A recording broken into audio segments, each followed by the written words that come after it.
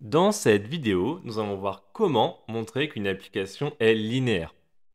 Donc on a besoin pour ça de la définition de linéaire, donc soit des espaces vectoriels grand E et grand F sur le corps grand K. Une application grand T qui va de grand E vers grand F est dite linéaire si elle vérifie deux points.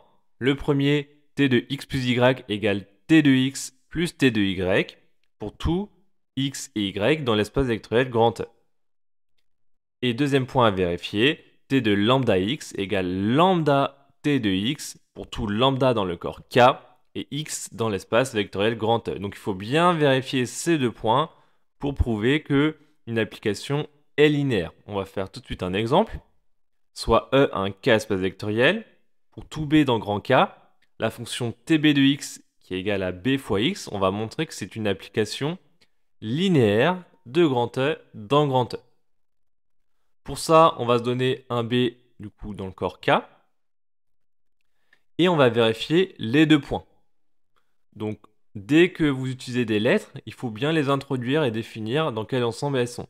Donc là, on va introduire x et y, donc soit x et y dans l'espace vectoriel grand E, et soit lambda dans le corps grand K. Donc vérifions le premier point. Calculons l'image de x plus y par la fonction tb. Donc tb de x plus y, ça va être du coup être égal à b fois x plus y. Ensuite, le b, on le distribue, ce qui donne bx plus by. Bx, c'est l'image de x par la fonction tb.